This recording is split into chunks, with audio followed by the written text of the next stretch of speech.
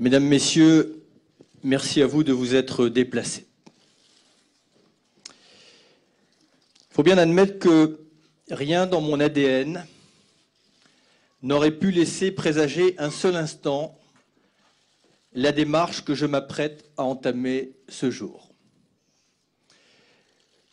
Depuis maintenant plus de 35 ans que je parcours la planète pour en apprécier ses beautés, mais aussi sa diversité, j'ai vu le monde changer. J'ai pu mesurer l'expansion d'une réalité de plus en plus implacable et de plus en plus inacceptable. J'ai vu simultanément se creuser les inégalités et l'accélération de la destruction de la nature qui est, je le rappelle, notre patrimoine commun. Chacun, d'où qu'il soit ou où qu'il soit, peut bien voir que malheureusement l'humanité est devenue la proie d'une épidémie de crise qui se combine et qui, chaque jour, accable un plus grand nombre. D'un côté, les équilibres sociaux chancellent, ceux du vivant s'effondrent, l'équilibre climatique se dérègle en même temps que les tensions internationales se multiplient. Beaucoup sont désemparés. Le fléau du chômage sape le moral de tous. Chacun craint pour sa sécurité, pour son environnement, sa santé. Mais bien pire, beaucoup craignent pour l'avenir de leurs enfants, leurs propres enfants. Et l'on voit bien désormais que sous certains aspects, le progrès est devenu un immense malentendu. Chez nous, en France, qui pourtant n'est pas le pays le plus mal loti, les conditions de vie pour beaucoup se dégradent.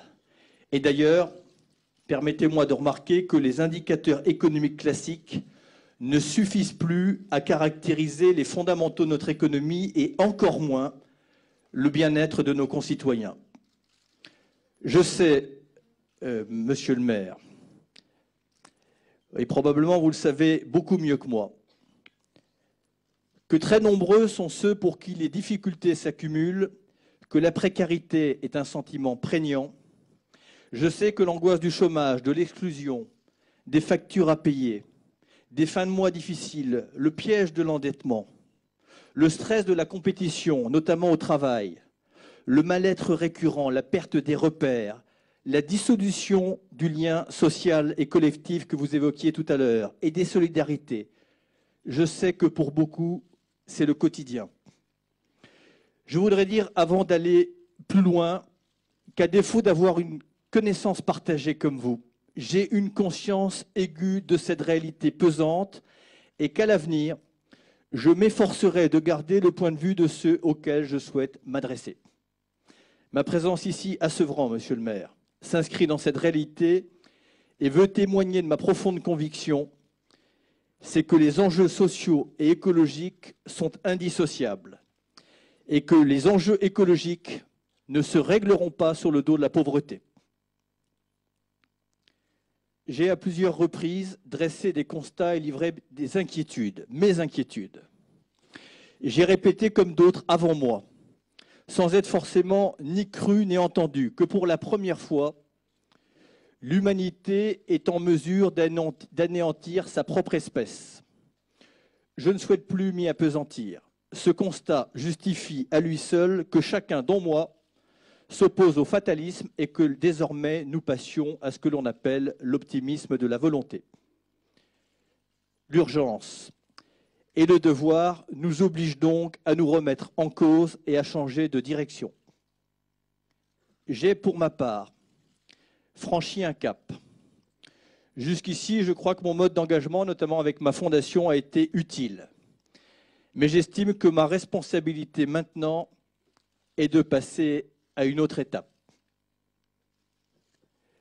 J'ai donc décidé d'être candidat à l'élection présidentielle et de mettre le capital de confiance que j'ai essayé de construire au seul service du changement, avec d'autres. Dans ce moment de gravité et de complexité que traverse notre pays, mais aussi la planète. Ma seule ambition est de contribuer à ouvrir la voie d'une société nouvelle, écologique et sociale. Je le ferai avec modestie, mais aussi avec détermination, sans arrogance, mais avec toute ma volonté et mon énergie. Répondre aux crises et aux angoisses, ce n'est plus regarder le monde se défaire. C'est construire un modèle de développement qui décide de l'avenir plutôt que de le subir. C'est renouer avec l'espoir. C'est en fait écrire notre histoire. Dans cet esprit et dans cette démarche, je sollicite le soutien de l'ensemble des écologistes. Et notamment, évidemment, s'ils le souhaitent, de ceux dont je me sens le plus proche, mes amis d'Europe Écologie Les Verts, mais aussi plus largement de toutes celles et de tous ceux qui, comme moi, ne se résignent pas au déclin conjoint de l'humanité et de la nature. J'en appelle à ceux qui, comme moi, pensent que l'enjeu écologique conditionne tous les enjeux de solidarité. J'en appelle à celles et à ceux qui ont conscience que désormais, les lois humaines ne peuvent plus s'affranchir des lois de la nature comme des événements tragiques actuels viennent cruellement nous le rappeler. Celles et ceux qui savent que l'homme ne peut plus s'exonérer de toute limite et notamment des limites physiques de la planète. Celles et ceux qui savent qu'un productivisme sans frein et un délire ultra-libéral nous conduisent inexorablement vers l'épuisement des matières premières et des ressources naturelles et que cet épuisement programmé ruinerait de fait l'ensemble de nos économies et de nos acquis sociaux. J'en appelle à celles et à ceux qui ont compris que le modèle dominant est maintenant un médicament qui empoisonne nos sociétés. J'en appelle aux citoyennes et aux citoyens pour qu'ils se rassemblent et se mobilisent afin de transformer une volonté individuelle en une énergie collective.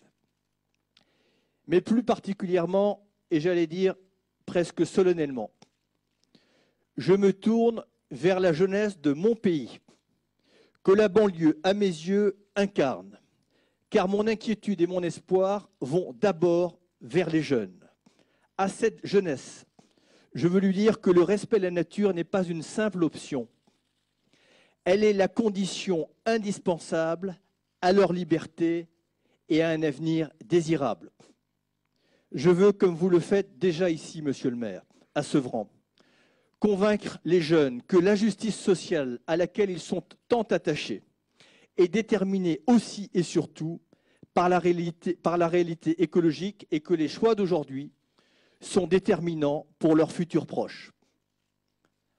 À vous les jeunes, des villes, des campagnes, les étudiants, je veux dire que la mutation de notre société et de nos comportements ne s'accomplira pas sans vous, sans notamment cette force d'entraînement dont vous avez le génie, sans votre créativité, sans votre volonté. Je sais par avance que ma démarche sera vaine. J'ai simplement envie de vous dire, aidez-moi. À moi de vous montrer qu'il y a aussi une écologie heureuse et qu'ensemble, on peut faire un bond qualitatif. L'heure est maintenant au changement de cap. Un autre monde est non seulement possible, mais il est nécessaire.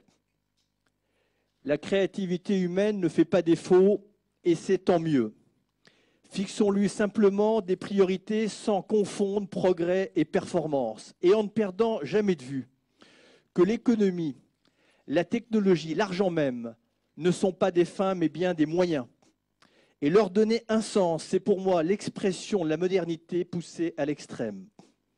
La volonté, les compétences, la citoyenneté, la générosité, l'envie d'agir et de changer sont partout. Et je le sais, le changement est déjà en marche, il ne nous a pas attendus. Et cette inventivité est ma force et j'y puise chaque jour mon énergie. Mais il faut l'encourager, ce changement, le légitimer, l'accompagner par la cohérence de l'action publique et lui donner collectivement un sens et une reconnaissance tout en fixant collectivement et ensemble les nouvelles priorités politiques. Ouvrons maintenant la porte de l'avenir en engageant la transformation écologique et sociale de la société. Mais changer de cap, c'est d'abord s'appuyer sur les valeurs qui constituent le meilleur de l'humanité.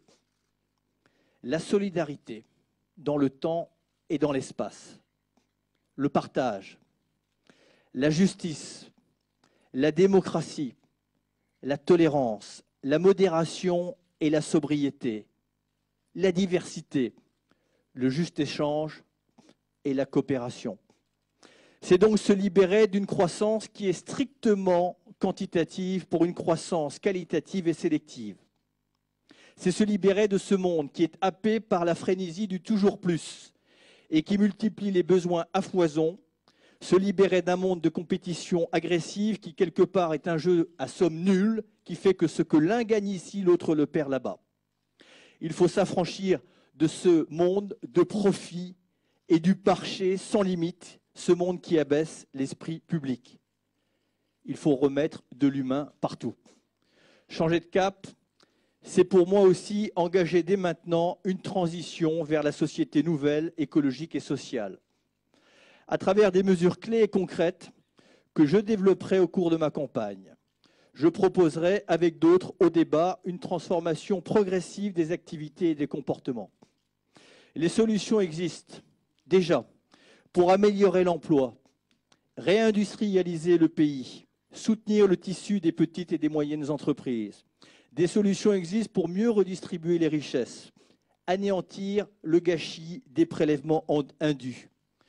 Dans beaucoup de domaines, nous devons passer du toujours plus au beaucoup mieux. Des leviers existent également pour favoriser les investissements à long terme, pour encourager les innovations. Des solutions et des moyens existent également pour produire, se loger, se déplacer, s'alimenter différemment. Mais j'observe parfois que le manque de volonté et le conformisme en sont les principaux obstacles. Un autre modèle agricole est également possible. Il est envisageable, pour peu que la volonté politique et l'attente des consommateurs tiennent bien entendu compte des difficultés chroniques et bien réelles du monde paysan. Les techniques sont là pour économiser l'énergie et les ressources, mais il faut les développer à une beaucoup plus grande échelle. Il faut déployer la fiscalité beaucoup plus équitablement et surtout beaucoup plus efficacement, à la fois pour protéger l'environnement, préserver les ressources et la santé. Il faut créer des nouveaux modes de financement pour soutenir l'innovation et bien entendu abonder les investissements prioritaires sociaux et écologiques. Mais changer de cap, de mon point de vue, c'est d'abord et aussi soustraire à la spéculation et à la cupidité un certain nombre de biens communs, comme la santé, la biodiversité et les ressources naturelles et alimentaires. Changer de cap, c'est acter que la première des sécurités, c'est la sécurité sanitaire que nos modes de vie et notre environnement conditionnent aussi.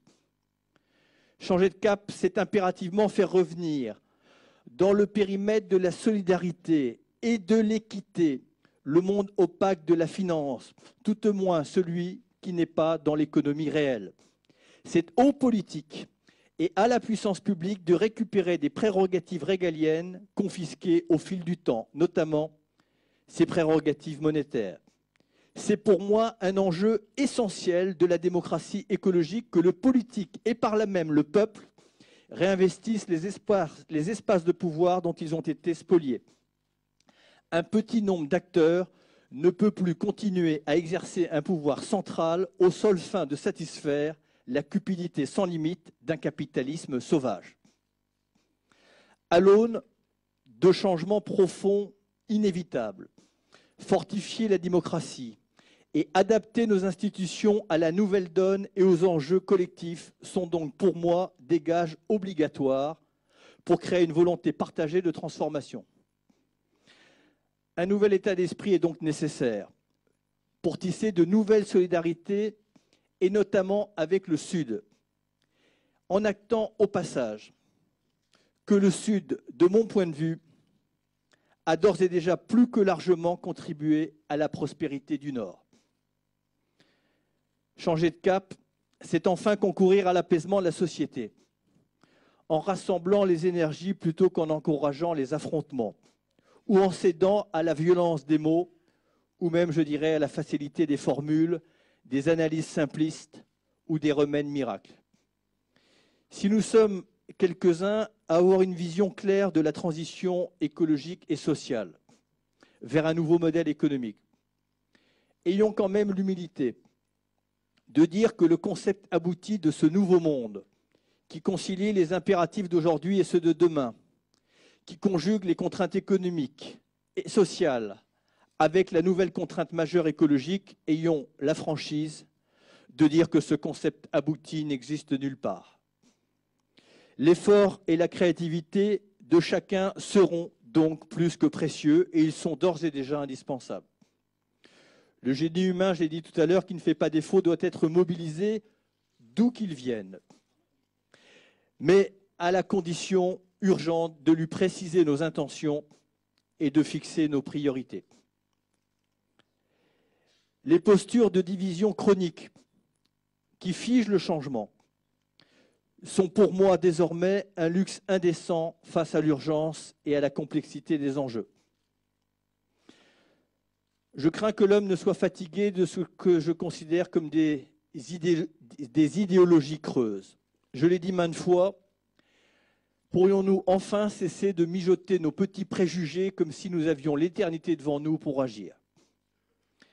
J'invite donc chacun à prendre sa part dans la mutation, en veillant évidemment à une répartition juste et équitable de l'effort. J'en appelle à tous les acteurs pour relever ce nouveau défi. Et personnellement, aux peurs et aux pulsions identitaires qui désagrègent chaque jour les liens du vivre ensemble, je veux opposer un projet de société construit par tous et pour tous.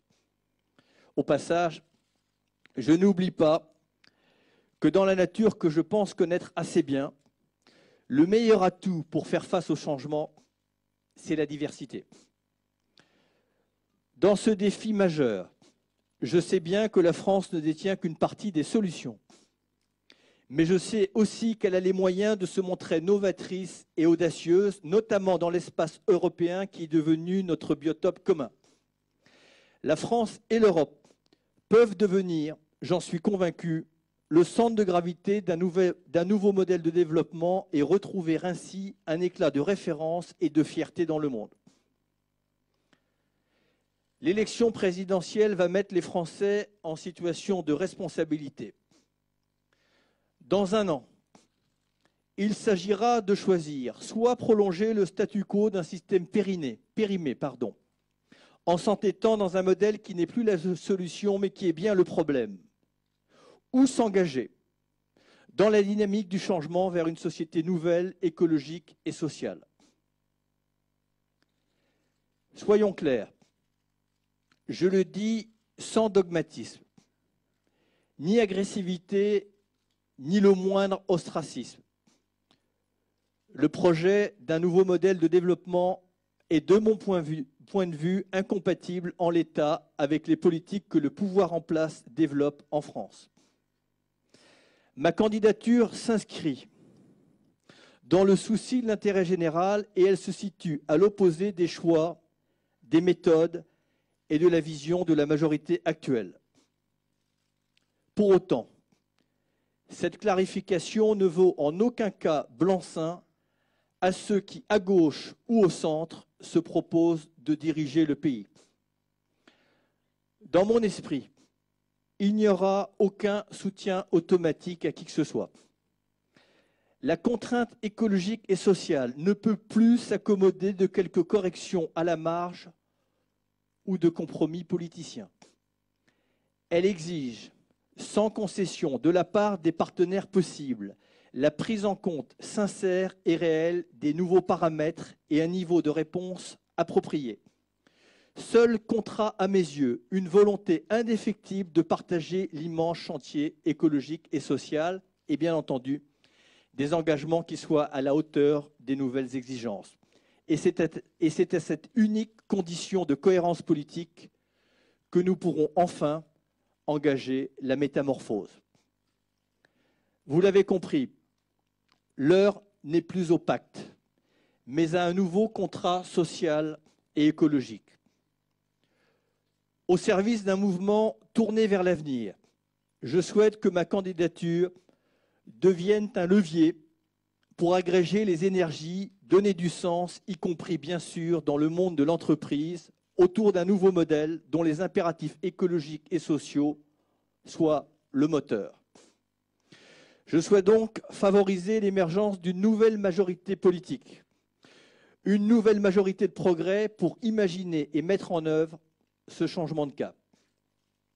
Je sais bien que seul je ne pourrai rien, mais qu'ensemble nous pouvons décider du monde que nous voulons. Nous pouvons définir un idéal commun dans les champs du possible. Ensemble, on peut construire une alternative qui ne soit pas simplement une alternance.